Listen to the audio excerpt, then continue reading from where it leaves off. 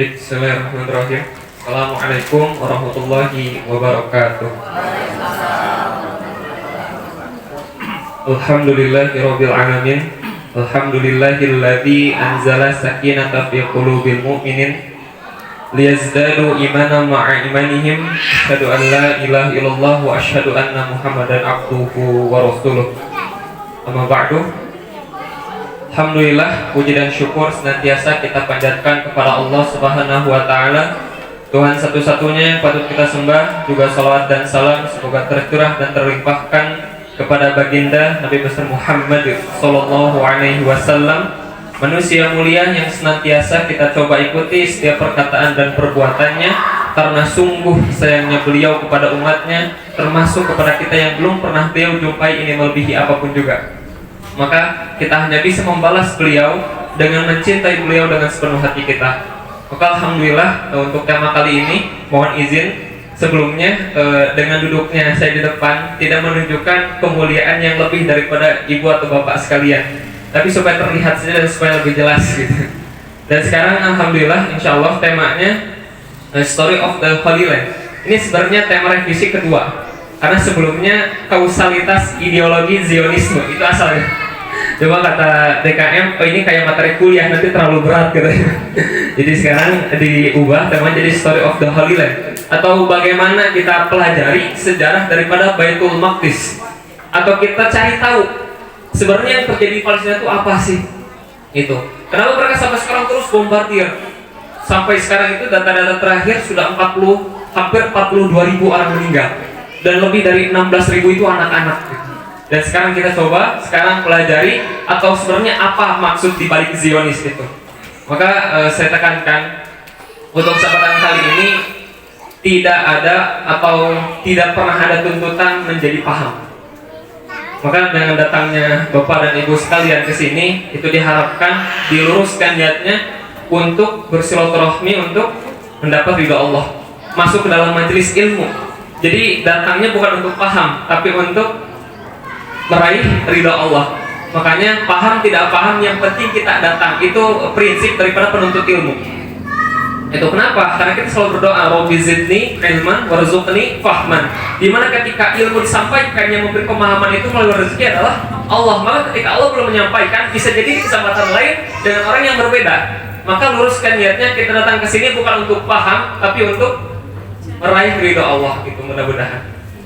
Dan insya Allah, karena tema tentang Palestina ini berkenaan tentang sejarah, kadang-kadang kita suka bingung. Makanya nanti orang belajar itu ada dua tipe orang mikir. Pertama ada orang yang berpikir, yang kedua ada orang yang banyak pikiran gitu. Jadi ada orang yang berpikir, ada orang yang banyak pikiran gitu. Makanya nanti paham tidak apa-apa.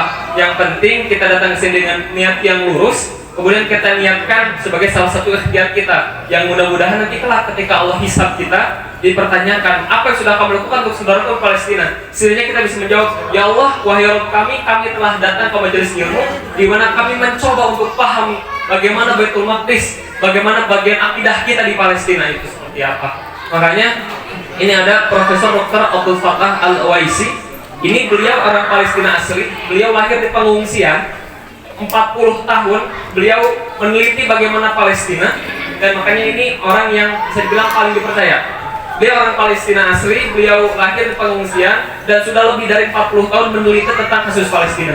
Dan beliau menyebutkan salah satu teknik atau salah satu kunci daripada penaklukan Palestina itu bukan dengan mengirim tentara, tapi hal yang pertama jadi poinnya adalah liberation of mind before liberation of land.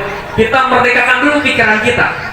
Ya, mungkin hari ini banyak ustaz-ustaz yang mereka mengatakan, buat apa kita bantu-bantu ke Palestina? Lihat tetangga kita yang sama-sama muslim, yang lebih butuh katanya. Ini satu statementnya ambigu, konsep dualismenya nggak bisa.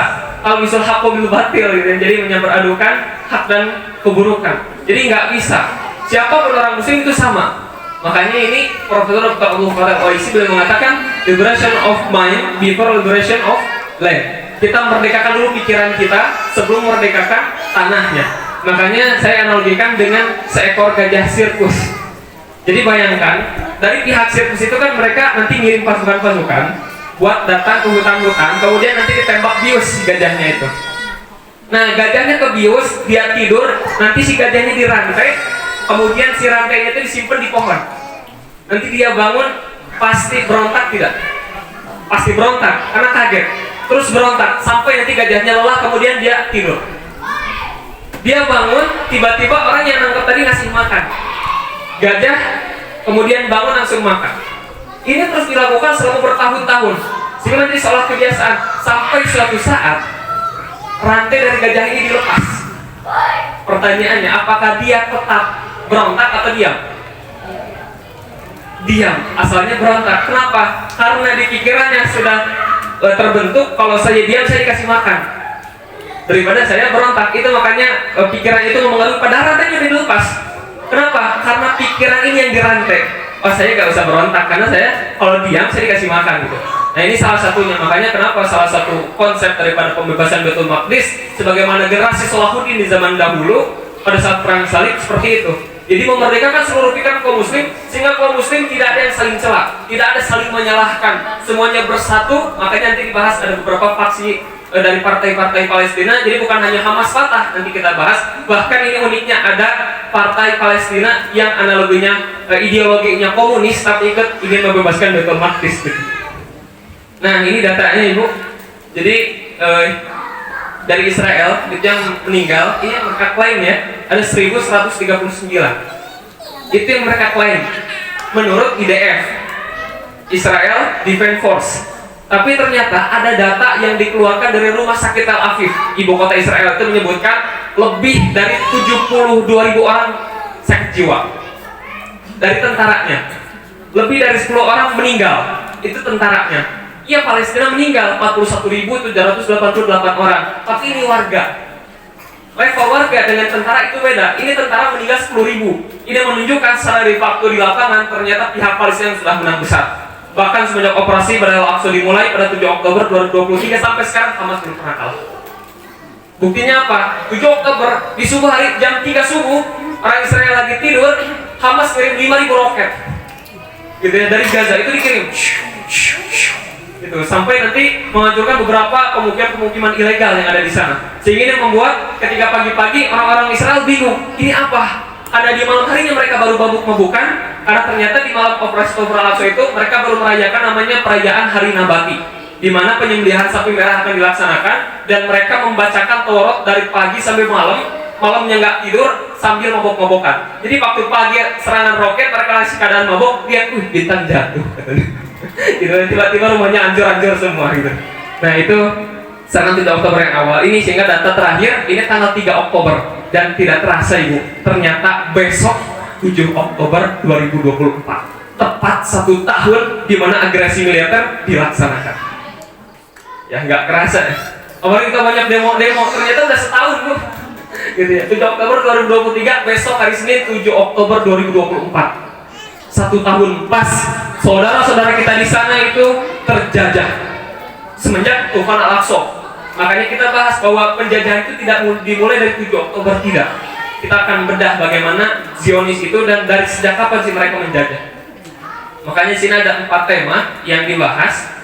Pertama ada siapa yang paling berhak antara Islam, Kristen dan Yahudi. Makanya tadi The Holy Land, tanah suci Yerusalem, itu yang diperebutkan dari 3 agama suci Abraham disebutnya, Abrahamik atau agamanya Ibrahim. Ada Islam, Yahudi, Kristen. Gitu. Ini 3 agama. Nanti siapa yang terlibat kita coba bahas. Kemudian ada asal-usul Zionis. Nah, ini kita coba pahami apa alasan mereka sehingga orang-orang Zionis itu terus sampai sekarang melakukan agresi kepada Gaza. Ini luar biasa seperti ini. Bukan seharusnya Gaza itu sekarang itu operasi itu kan awal 7 Oktober 2023. Bayangkan Bu ya, 5 hari berarti tanggal berapa? 6, 7, 8, 9, 10, 11, 12. Dari tanggal 7 sampai tanggal 12 Oktober 2023, ini 5 hari pertama Tufanul Aqsa, itu bom yang dijatuhkan di Palestina itu sudah 70.000 ton bom. Ya. Dan ini kalau seandainya agresi militer di tahun-tahun sebelumnya disatukan masih besaran yang di hari itu selama 5 hari. 70.000 ton bom. Ya. Lebih daripada bom yang diturunkan Amerika di Jepang. Hiroshima Nagasaki lebih dari yang diturunkan di Dresden, Hamburg atau London pada Perang Dunia Kedua lebih.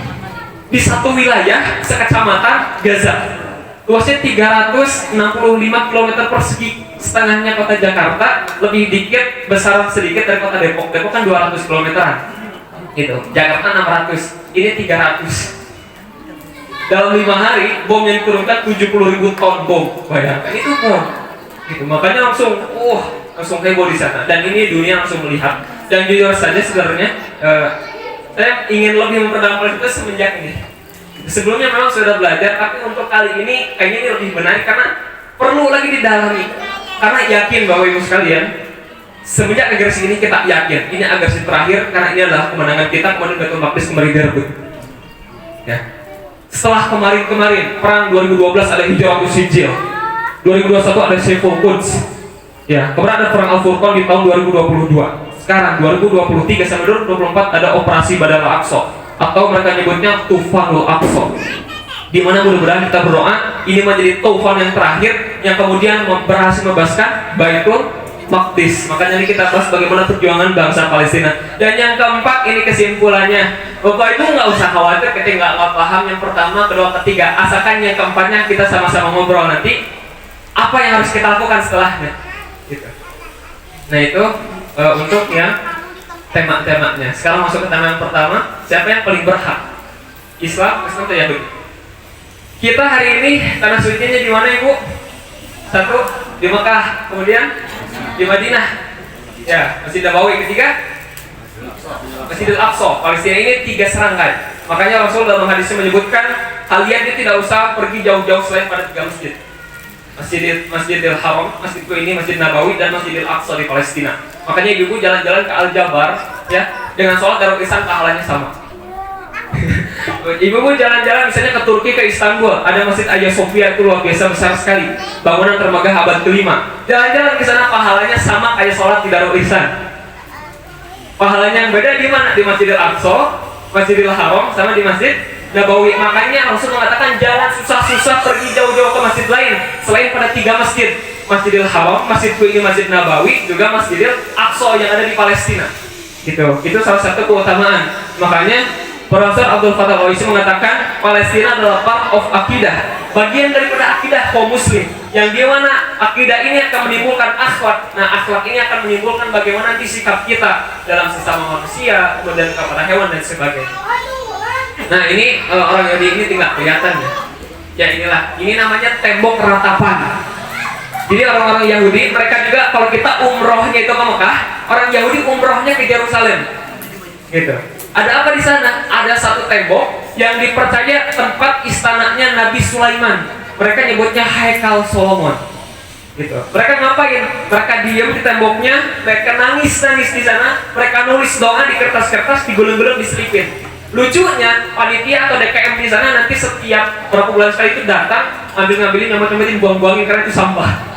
Jadi mereka datang ke sana, nyelipin doa di kertas, digulung-gulung, dimasukin ke batu-batu itu. Ini kan batu ya, diselip-selipin. Nanti dari DKM sananya, kalau masuk kan DKM ya, dari pihak sananya nanti diambil-ambilin lagi, dibuang-buangin. Gitu. Jadi itu di Western Wall atau Tembok Barat. Nah ini tempat suci yang diyakini sama orang Yahudi. Nanti kita bahas. Kemudian ini bagi orang-orang Kristen, di sana itu ada Church of the Holy Sepulchre. Apa ini? Gereja Makam Kudus, dipercaya sebagai tempat lahirnya Isa alaihissalam, atau dalam bahasa Latin disebut Yesus Kristus. Ya, Gereja Makam Kudus itu di sana. Dan ini didirikan 300 tahun setelah Nabi Isa lahir. Oleh siapa? Bapaknya Kaisar Konstantin, bukan bapaknya, ibunya Kaisar Konstantin. Konstantin ini siapa? Yang bikin kota Konstantinopel. Konstantinopel ini yang sekarang jadi Istanbul, Turki. Nah, bapaknya itu tahun 325, bukan bapak, ibunya. Ibunya ini asalnya nyembah dewa, masuk Kristen, bikinlah gereja ini. Sampai sekarang jadi tempatnya di sana. Ada Bukit Golgota, di mana bukit tempat Yesus disalib itu ada. Kemudian tempat perjamuan terakhir bersama para Hawariun. Ya, ada Simon, Petrus, Andreas, Yakobus, Yohanes, Filipus, Thomas, Yakobus, Alfeus, gitu, dan sebagainya. Itu anak murid-murid Yesus. Itu. Nah, ini jadi poinnya. Masjidil Aqsa. Sekarang jadi pertanyaan, Masjidil Aqsa itu yang mana? Yang Masjidil Aqsa itu yang mana? Bukan yang ini. kubah emas, kubah abu-abu. Karena di sana ada banyak masjid, ada Masjid Purok, Masjid Kubatus Sokro, Dome of the Rock, ada Masjid Qibli dan sebagainya. Masjid Al-Aqsanya yang mana? Yang abu-abu, yang kubah emas. Bukan, yang abu-abu. Ya, jawabannya semuanya salah. Gitu. Masjid Al-Aqsanya yang mana? Bukan yang abu-abu, bukan yang emas, bukan masjid Istiqlal, bukan. Masjidil Aqsa adalah kompleks. Jadi mau yang abu, mau yang emas, mau yang apapun itu di dalam kompleks itu disebut Masjidil Aqsa. Ya, contohnya kayak GMP di sini, gitu kan? Ini semuanya yang di dalam kompleks ini disebutnya GMP, mau RT berapapun itu GMP. Gitu. Masjidil Aqsa juga sama, mau masjid yang emas itu yang terkenalnya kan, jadi ikoniknya. Kemudian yang abu-abu itu nama Masjid Qibli. Ya itu namanya Masjid Kubatus Sokro yang emas itu.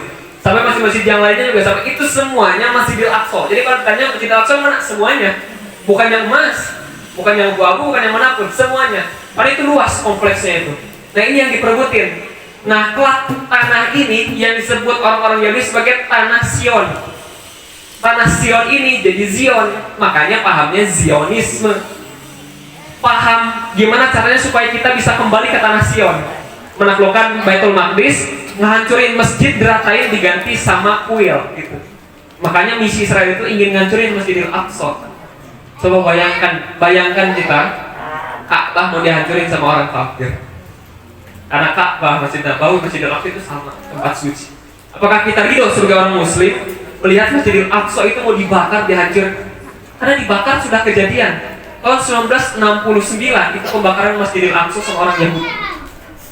Dan mereka datang dengan pakai sepatu untuk pertama kalinya, kemudian naik ke Kubatus Sokro, kubah warna emas itu, mereka kibarin bendera Israel di sana.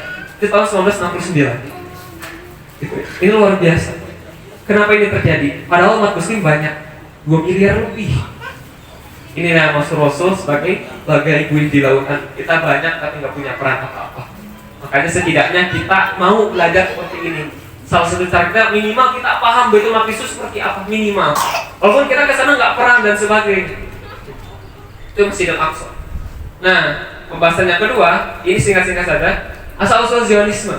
Mereka yakin dengan tanah yang terjanji. Nah ini konferensi perkumpulan uskup-uskup Yahudi di kota Basel, Swiss tahun 1987. Ini lucu. Bukan dulu ya, unik. Ternyata Indonesia ngirim delegasi Yahudi ke sana. Ya. Tahun 1893 berarti tahun 1897. Sekarang 2024, 130 tahun yang lalu 1897. Terjadi konferensi besar namanya konferensi di Basel, Swiss untuk membuat atau merapatkan gimana caranya kita bikin Yahudi itu kembali ke Palestina. Dan itu Herzl itu pendirinya, Theodor Herzl itu mengundang orang-orang tokoh-tokoh Yahudi di seluruh dunia. Sehingga dikirim juga dari Batavia, karena di Batavia ternyata ada. Siapa yang bawanya? Orang-orang VOC Belanda dulu. Belanda itu termasuk orang-orang Freemason. Orang-orang Freemason VOC datang jajah kita 350 tahun. Orang-orang Yahudi mereka masuk ke Indonesia sampai sekarang ada. Di mana mobil loginya? Di Pangalengan ada. Pangalengan itu ada tempat merapatnya Yahudi, Zionis. Dari zaman Belanda tahun 1935. Sekarang kayaknya sudah diubah gedungnya. Di Jakarta itu di pasar apa namanya? Tanah Abang itu ada gedung Kimia Farma di situ tuh. Di jalan itu pinggir jalan, di gedung Kimia Farma sekarangnya 24 Kimia Farma. Tahun 1935 itu gedung logisnya Freemason. Di Surabaya, di Malang banyak. Nah, mereka ini ngutus utusan ke Basel, Swiss buat ikut rapat bikin negara Yahudi buat ngambil alih Palestina. Gitu. Di Indonesia juga ada ternyata. Di bawah sama siapa? Di bawah sama Belanda dulu waktu zaman penjajahan. VOC itu seperti itu. Mereka menyebarin paham-paham tentang Freemason. Freemason itu apa? Bingung. Freemason itu yang berpusat pada Lucifer. Ujung-ujungnya satanis. Mereka nyembah setan. Ujung-ujungnya itu. Intinya mereka nanti nungguin Dajjal, itulah pasukan Dajjal itu kelak gitu. Orang-orang Freemason. Dan di Indonesia juga ada. Nah itu singkatnya saja. Sampai-sampai nanti Herzl ini Theodor Herzl ini tokohnya. Gak apa-apa kita cerita dulu. Tidak pusing ya Bu ya. Gitu nggak apa-apa. Tapi kalau pusing otaknya kepake gitu karena kalau otak dipakai berarti nanti otaknya makin cerdas. Herzl ini yang bikin buku judulnya Der Judenstaat. ini dalam bahasa Jerman, artinya untuk negara Yahudi. Dia bedah buku ini, dia presentasi di depan uskup-uskup Yahudi di kota Mosul Swiss tahun 1897. Kemudian menyebutkan intinya orang-orang Yahudi itu harus kembali ke Palestina, gimana pun caranya. Sedangkan di zaman itu Palestina masih punya orang Islam, dipimpin sama kekhilafahan Turki Utsmani, dipimpin sama Sultan Abdul Hamid II Ghozi, dipimpin. Sehingga Theodor Herzl dia datang ke Istanbul, mohon-mohon sama khalifah orang Muslim. Wahai Sultan Abdul Hamid, kami orang Yahudi, kami diusir sama orang-orang Eropa. Kami ingin bikin negara nih, gimana kalau misalnya Palestina, kekuasaan kami beli tanah-tanahnya. Tapi jawaban Gagak Abdul Hamid apa? Orang Yahudi cukup. Itu tanah kaum Muslim, bukan tanah saya. Saya lebih baik menusukkan pedang ke tubuh saya daripada melihat Baitul Maqdis ada di tangan kalian. Ini kuat dari Abdul Hamid II yang terkenal sampai sekarang, menunjukkan keteguhan khalifah Islam pada saat itu. Gitu. Jadi Abdul Hamid II itu benar-benar mentah-mentah. Apa kamu? Jangan, ini tanah orang-orang Muslim. Kalau seandainya kamu bisa, tunggu saya mati dulu. Sehingga apa yang dilakukan? Yahudi sadar kalau melewat jalur perang mereka pasti kalah. Mereka nggak punya kekuatan. Sehingga mereka kader orang-orang muda-muda nih, anak-anak SMP, SMA zaman dulu, orang-orang Turki yang Muslim itu, mereka ajakin, mereka masukin paham-paham liberalisme, pluralisme, sekulerisme, gitu ya. Jadi paham-paham intinya bukan paham-paham Islam lah. Diajarin Yahudi itu seperti ini, padahal dia orang Muslim. Sehingga terciptalah orang Muslim yang benci Islam. Jadi ibu bapak sekalian orang Muslim tapi benci sama syariat. Dulu itu dibentuk seperti itu. Sehingga orang-orang Turki, anak-anak muda, ya, mereka nanti berhasil dengan satu partai Turki muda menjatuhkan Sultan Abdul Hamid tahun 1909. Jadi Abdul Hamid dikudeta, itu turunkan paksa. Sampai nanti terjadilah Perang Dunia Pertama. Nah, Perang Dunia Pertama ini kayaknya kalau ada anak-anak SMA SMP ini seru dibahasnya, karena di pelajaran mereka dibahas di IPS-nya. Ternyata sejarahnya yang kita pelajari di SMA, di SMP itu disebutkan asal masa Perang Dunia Pertama adanya konflik di Eropa itu bohong. Itu ditulis di buku-buku kurikulum kita, itu bohong. Inti Perang Dunia Pertama ingin narik Utsmani ikut perang sehingga Inggris naklukin Palestina, Palestina dikasihin ke Yahudi. Intinya itu seperti itu. Jadi Perang Dunia itu, gitu. Itu intinya. Itu dari Perang Dunia Pertama. Kemudian apa yang terjadi? Benar, Inggris menang perang, Turki kalah sampai tragedi tahun 1917. Itu ada namanya Arthur Balfour. Dia bikin satu deklarasi Balfour yang ngirim surat secara resmi pemerintahan Inggris menyerahkan tanah Palestina kepada orang-orang Yahudi. Silakan. Itu tahun 1917. Tahun 1920 terjadi namanya League of Nations, karena sekarang PBB United Nations, dulu League of Nations, yang punyanya itu Inggris. Inggris punya mandat kekuasaan dari seluruh negara. Kemudian dia membentuk League of Nations. Terjadilah perjanjian Sykes-Picot. Sykes ini orang Inggris, Picot ini panglimanya Perancis. Perjanjian, kalau ibu sekarang lihat peta Timur Tengah itu garis-garisnya lurus semuanya. Lihat Arab Saudi petanya lurus, Mesir lurus, Afrika Utara itu lurus semuanya. Kan kalau kita ya pulau-pulau kan gini-gini peta itu biasanya. Di Timur Tengah itu lurus, kayak pakai penggaris. Ternyata dalangnya benar. Mereka yang bagi-bagi wilayah itu. Jadi Sykes-Picot ini dua orang ini dua-duanya panglima perang, itu ngebagi-bagi wilayah. Arab Saudi buat kamu, Mesir buat kamu, Palestina ini buat kamu dan sebagainya. Sampai di saat itu Inggris menjadikan Palestina itu sebagai tanah internasional. Maka nanti dikasih ke Yahudi. Gitu. Sampai tahun 1947. Ini luar biasa. Semenjak itu mereka terus berjuang orang-orang Palestina karena penjajahan terus masuk. Karena Israel ini dia punya sistem namanya settler colonialism. Jadi pendudukan paksa, menghilangkan orang-orang asli, diusir, dihilangkan jejak sejarahnya, datang orang baru. Itu sistem Israel.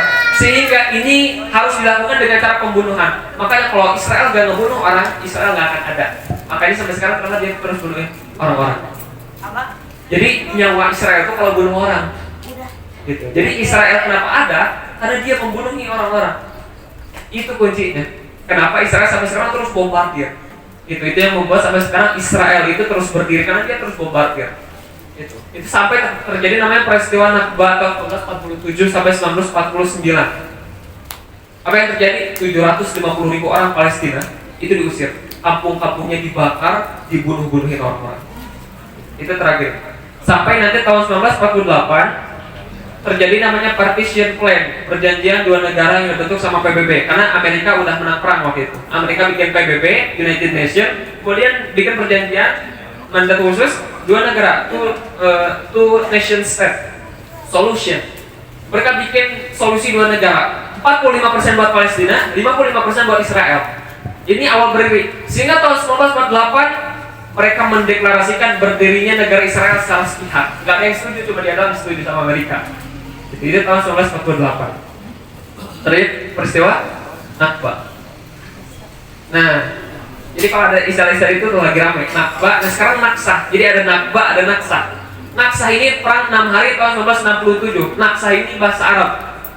Diterjemahin artinya malapetaka. Kenapa? Tahun 1967. Bayangin, dalam 6 hari 10 negara Arab kalah perang lawan Israel sendiri. 10 negara Arab perang. Kemudian ada yang nanya, waktu itu ada salah satu dosen sejarah di Universitas Islam Madinah, namanya Profesor Dr. Ali Muhammad As-Salafi, ditanya, wahai Ustaz, kenapa waktu itu orang-orang Arab kalah padahal mereka 10 negara lawan Israel sendiri? Jawaban ini luar biasa. Apa yang dosen itu jawab? Dia menjawab seperti ini, karena yang diusung waktu itu adalah persatuan Arab, bukan atas nyawa Islam. Yang mereka usung persatuan Arab, bukan persatuan Islam. Tapi kalau Arab yang bersatu, ya kalah mereka. Tapi kalau Islam yang sudah bersatu, maka dipastikan mereka akan menang.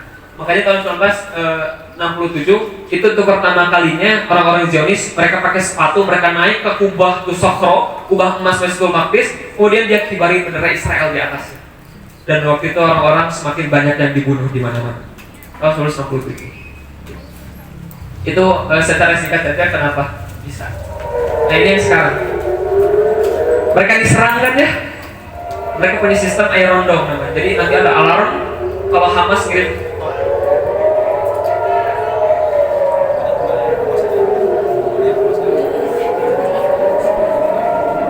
Jadi di kota-kota Israel sekarang lagi banyak alarm kayak gini karena Iran juga nyerang sekarang.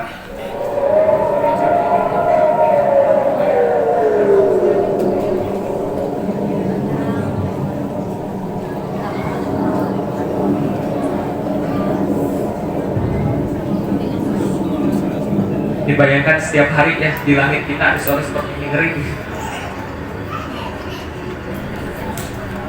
Itu ada di langit kota Tel Aviv malam-malam serang pakai roket.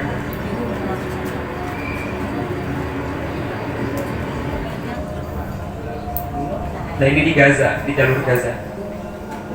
Jadi mereka nyerang terus sampai ke kota-kota Israel. Juga.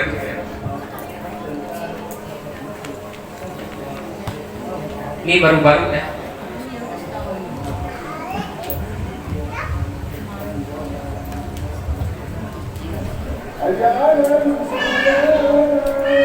Di sana masih azan ya, Gaza.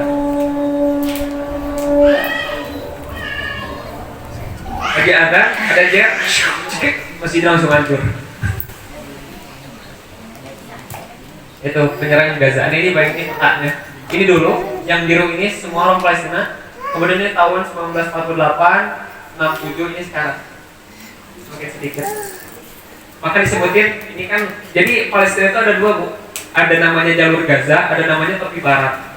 Nah Masjidil Aqsa sama Gaza itu beda. Jadi Masjidil Aqsa itu bukan di Gaza, tapi di tepi barat. Makanya ada dua. Ini Gaza, ini sedikit ini, 300 km persegi bahkan. Ini West Bank, ini tepi barat. Nah Yerusalem itu di sini, Masjidil Aqsa di sebelah sini. Makanya ada salah satu jurnalis Indonesia namanya Muhammad Hussein, kalau pernah dengar ya, Muhammad Hussein Gaza. Itu beliau 12 tahun tinggal di Gaza, nggak pernah sholat di Masjidil Aqsa karena susah. Di sini ada 7 gerbang perbatasan yang dibikin sama Israel. Jadi orang-orang Gaza itu nggak bisa ke tepi barat. 12 tahun tinggal di Gaza, nggak pernah sholat di Masjidil Aqsa. Ya luar biasa ya, saking ketatnya waktu itu. Sekarang, wah lebih parah lagi, lebih ketat lagi. Itu yang terjadi. Makanya mereka menyebutkan bagaikan keju. Keju itu kan kalau tengah-tengahnya ada bolong-bolong ya. Gitu.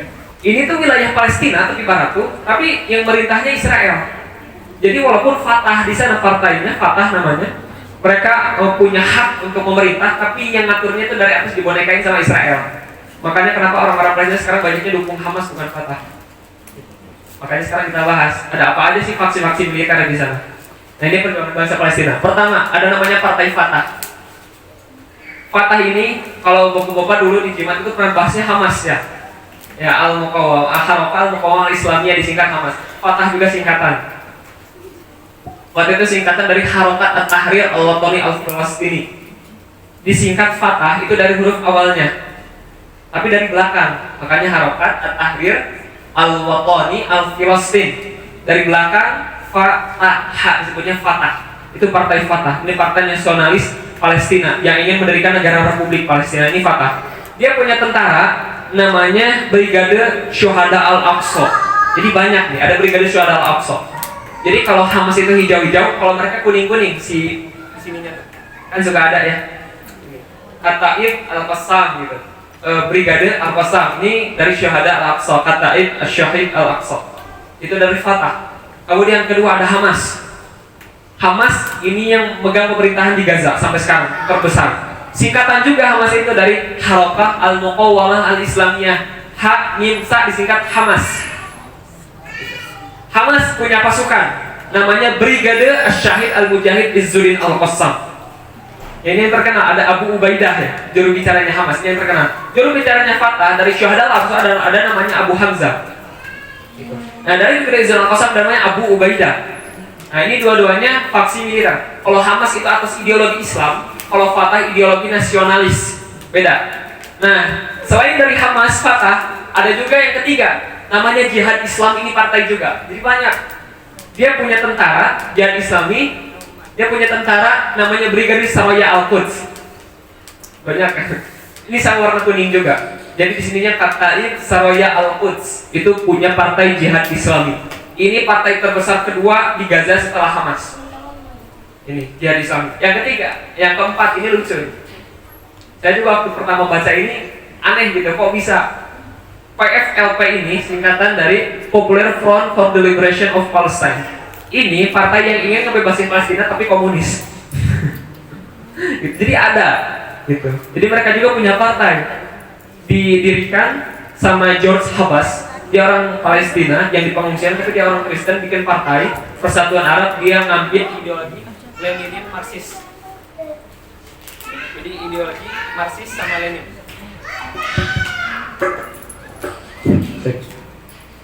Jadi ini PFLP. Intinya bahu-membahu. Mereka juga banyak. Ada Hamas, ada Fatah, ada Jihad Islam, ya, ada PFLP dan masih banyak lagi.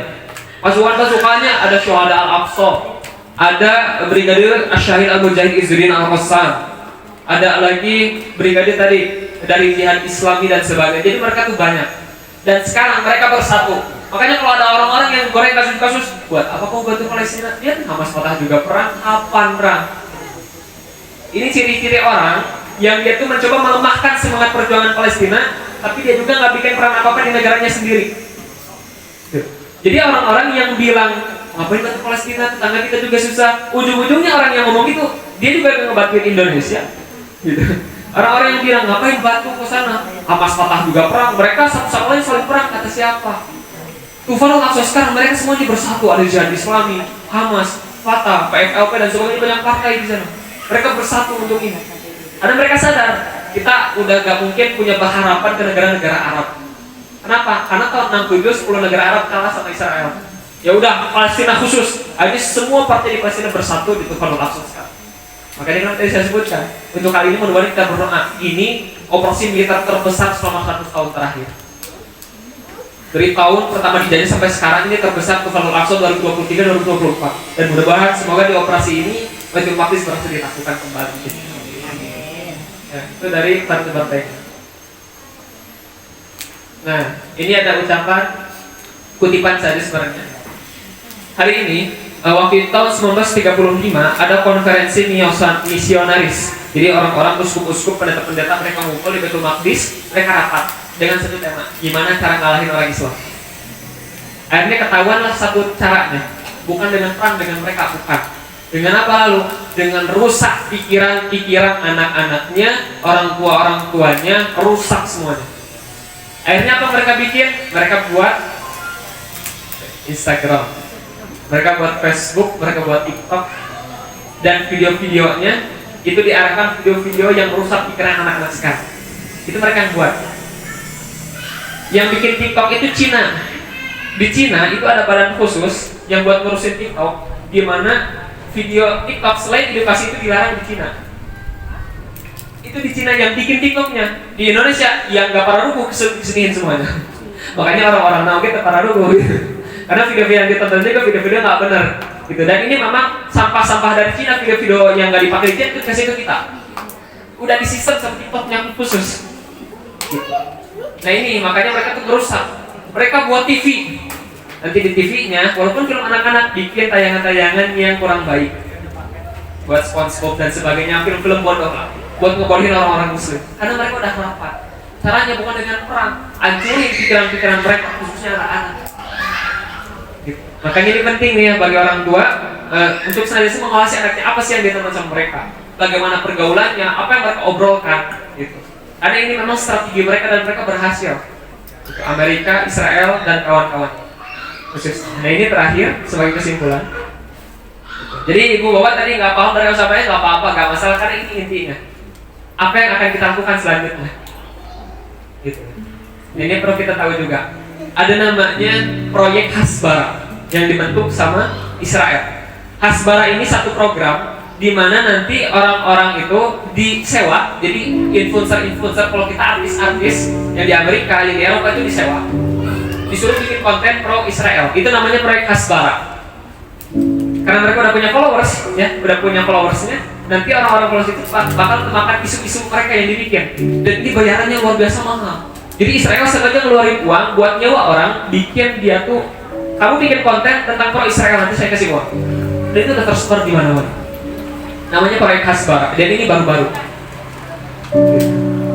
Yang kedua, ini ada namanya American Israel Public Affairs Committee. Ini namanya AIPAC, satu lobby khusus Zionis yang ada di Amerika Serikat. Politisi-politisi Amerika itu diseleksi, mana yang pro Israel, mana pro Palestina. Yang pro Palestina langsung jauhkan sejauh-jauhnya.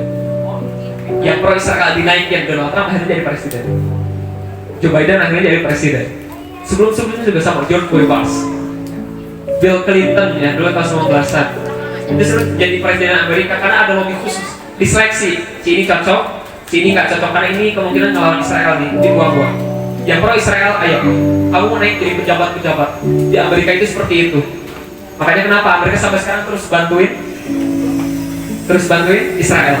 Dan data terakhir itu bayangkan 14 billion, berarti kurang lebih sudah bantu lebih dari 700 miliar dolar ke Israel buat beli senjata ngebombardir Gaza sampai sekarang.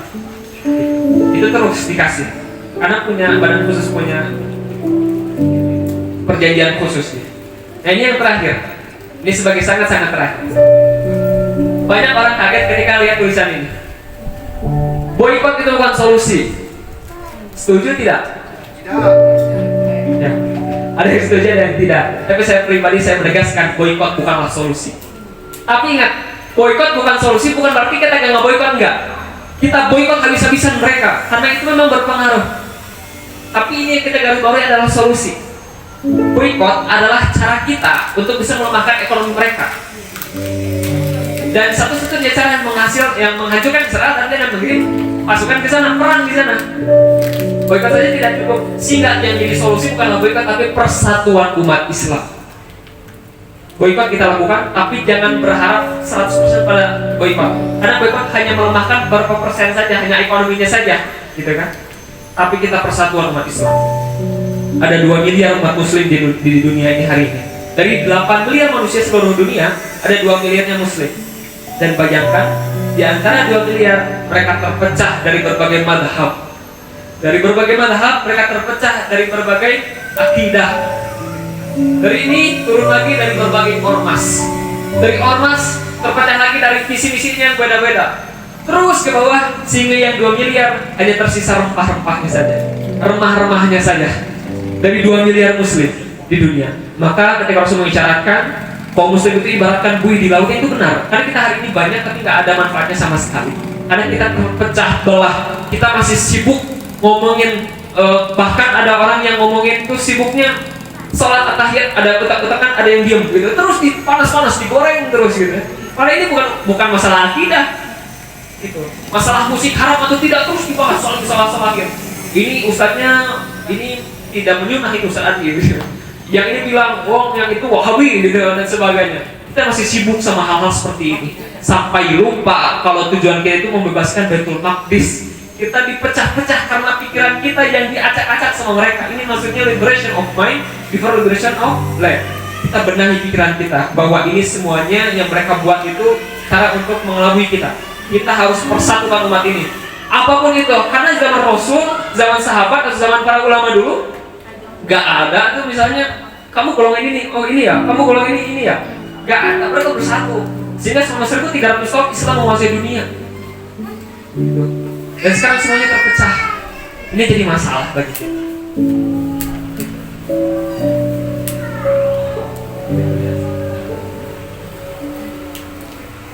Dan ini ada berita-berita terbaru.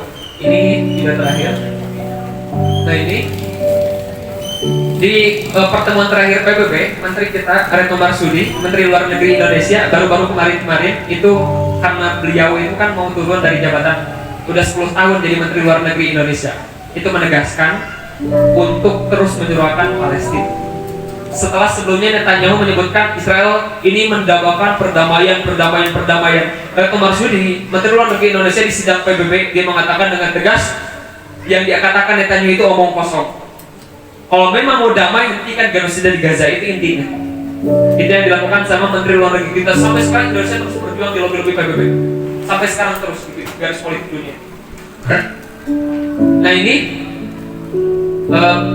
di beberapa minggu kemarin itu ada orang, ini orang random, orang lain, dia nggak punya jabatan apa-apa. Kayak kita nih misalkan, warga biasa, supir truk ini buat apa? Isinya tuh pangan-pangan buat ke Gaza. Ini orang Jordan, karena berbatasan langsung sama Palestina.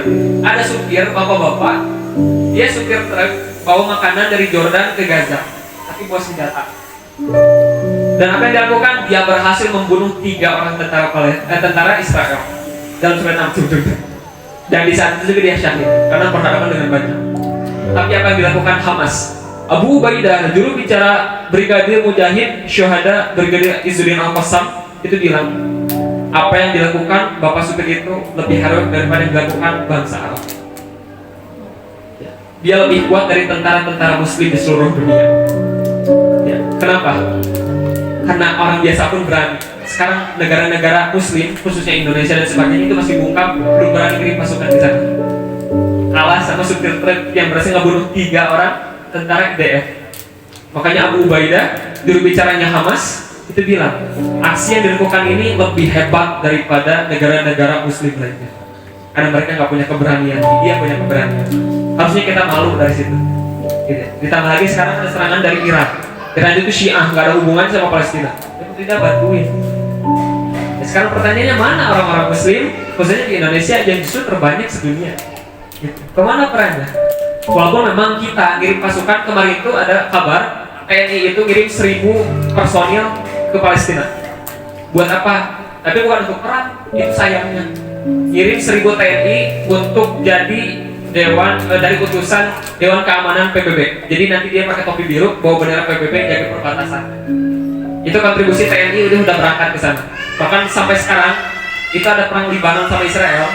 TNI ini diusir-usir sama Israel. Tapi TNI 1000 orang itu 1000 brigadir kita dari Indonesia, TNI dikirim ke sana, dia masih tegap menjaga perbatasan Libanon sampai sekarang atas nama Dewan Keamanan PBB. Jadi baru sampai situ Indonesia. Nah ini ya ada pesta dari mana? Dari warga Jordania merayakan. Nah. Ribuan rakyat Jordania turun ke jalanan.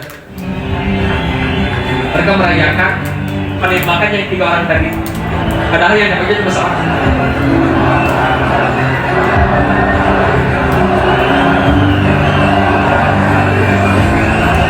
Jadi 3 orang yang meninggal yang ditembak sama orang Jordan tadi.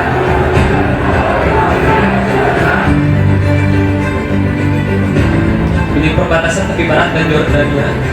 dia bawa truk, dia tembak tentara Israel. Nah ini orang. Walaupun memang dia telat di tempat itu juga mati langsung, udah nembak 3 langsung mati juga ditembak sama tentara yang lain. Tapi ini orang Jordan, mereka langsung pesta porang, merayakan keberhasilan supir truknya. Jadi kata Abu Ubaidah, juru bicaranya Hamas, senjata di tangan pahlawan Jordania untuk membela Al-Aqsa ternyata lebih efektif daripada negara-negara Arab di sekelilingnya. Padahal cuma seorang.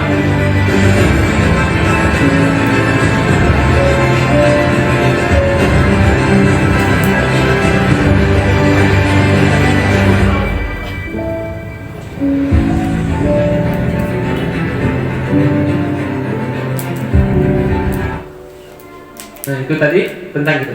Nah ini kabar terakhir, ini kita harus berbahagia. Ratusan ribu warga Israel itu demo ke Netanyahu buat nuntut turun.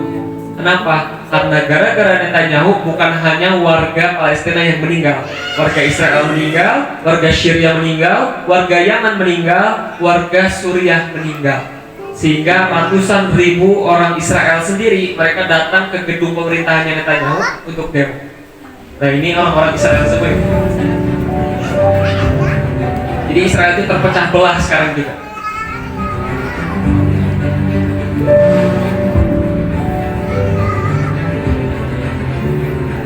Ini tawanan-tawanan. Jadi Hamas itu nawan orang Israel ditawan sama Hamas. Yang bunuh tawanan sendiri justru orang Israel sendiri. Makanya di demo itu sama mereka. Kamu tuh gila ya bunuh warga negara sendiri gitu. Karena Hamas gak pernah bunuh tawanan. Makanya khususnya keluarga-keluarga korban dan orang-orang sekitarnya mereka demo ke Netanyahu hari ini. Ini ratusan ribu ya, bukan puluhan ribu, ratusan ribu mereka turun ke lapangan.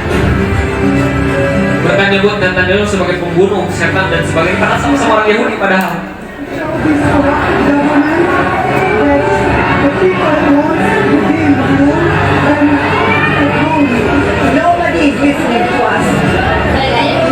Ini semuanya orang Yahudi. Jadi Yahudi pun terpisah hari ini. Di saat yang sama Palestina bersatu.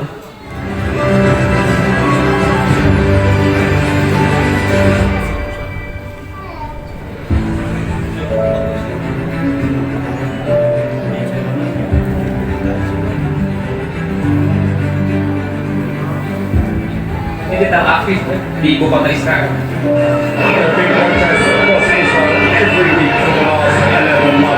Selama 11 bulan terus-terusan. This time it feels different, it looks different, it sounds different. The discovery of those 6 bodies in Gaza is a pivotal moment for Israel and a pivotal moment for the hostages that still remain in Gaza. Semuanya mereka demo.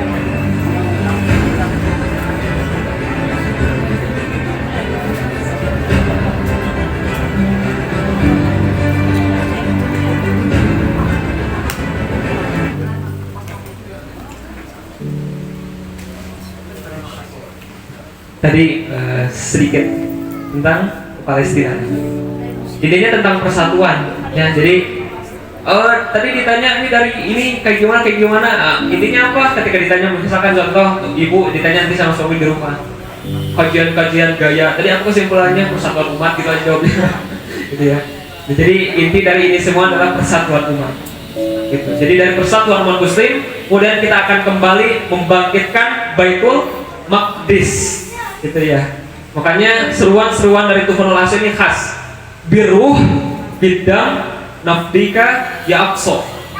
Ini semua perjuangan dari seluruh kaum muslim di Yaman, di Indonesia, bahkan di Eropa dan Amerika pun mereka melakukan demonstrasi di mana-mana sehingga melemahkan pemerintahan Yahudi yang sampai sekarang mereka terpecah belah. Kemarin awal operasi Tuhanul Aqsa, Netanyahu bilang, ini kayaknya sebulan juga Hamas gak rasa gampang. Bubar Hamas. Ternyata apa yang terjadi sampai sekarang udah mau setahun, besok setahun pas yang bubar justru kabinet perangnya Israel. Menteri-menterinya mereka mengundurkan diri, menteri-menteri Israel itu gitu. Dan Hamas sekarang yang justru naik. Ditambah lagi sekarang pemimpin baru Hamas adalah Yahya Sinwar. Dia sebagai singa di Hamas. yang sampai sekarang seandainya ada orang ngasih tahu posisinya aja itu dibayar miliaran rupiah. Ngasih tahu dong posisi, bukan kepala yang ngasih tahu posisi. Ya Siwan ada di sini nih bos. Itu dikasih sama uang sama Israel. Ini orang yang paling diincar sama Israel selama hampir 20 tahun lebih nggak ketemu karena dia tinggalnya di bawah tanah. Jadi di Gaza itu di bawah tanah itu kan. Jadi ketua Hamas sekarang Yahya Sinwar. Jadi pemimpin, dan Muhammad Deif juga dia pemimpin Brigade Izzuddin Al-Qassam yang sekarang belum ketangkap. Dan terus melakukan serangan dengan berbagai ribuan roket-roket baru. Plus lagi RPG 105 Yasin itu yang kalau dilihat itu nembak mereka tank Israel. Ini tembak-tembak sama pejuang-pejuang Palestina. Dan tahu tidak Bu, itu senjata Palestina sekarang dibuat dari besi-besi pipa bekas. Daya ledaknya pakai apa? Pakai gula. Pinter mereka ya. Jadi mereka pakai, kan kalau di luar begitu kan paralon itu bukan plastik ya, tapi pakai besi-besi. Itu tuh diolah jadiin senjata. Daya ledaknya pakai gula pasir, pakai bahan kimia lainnya, itu dibikin dan berhasil menghancurkan tank Israel yang harganya miliaran dengan modal cuma berapa ratus ribu paling gitu. Makanya orang Israel sekarang mereka angkat tangan, kami udah pusing lawan Hamas, kami kena mental, kita uang banyak keluar tapi mereka cuma modal gitu ngancurin tank-tank kita, gila gitu. Itu kehebatan, makanya itu Allah sedang berada di pihak orang-orang Palestina hari ini. Nah, alhamdulillah hari ini kita telah usai dalam pertemuan tentang Palestina ini. Mudah-mudahan jadi membuka pikiran, karena tadi tujuannya minimal kita berpihak ke Palestina bukan hanya sekedar kemanusiaan, tapi sebagai bagian daripada akidah orang Muslim. Sehingga ada perkataan, kalau Masjidil Aqsa tidak baik-baik saja, jangan berharap orang Muslim baik-baik saja. Maka kalau mau Muslim baik-baik saja, maka kembalikan Al-Aqsa kepada tangan kaum Muslim. Mungkin cukup sekian. Rabbana atina fid dunya hasanah wa fil akhirati hasanah wa qina adzabannar. Subhanaka Allahumma wa bihamdika asyhadu an la ilaha illa anta astaghfiruka wa atubu ilaik. Jazakumullahu khairan katsiran. Jazakumullahu ahsanul jazaa. Assalamualaikum warahmatullahi wabarakatuh. Waalaikumsalam warahmatullahi wabarakatuh. Insyaallah.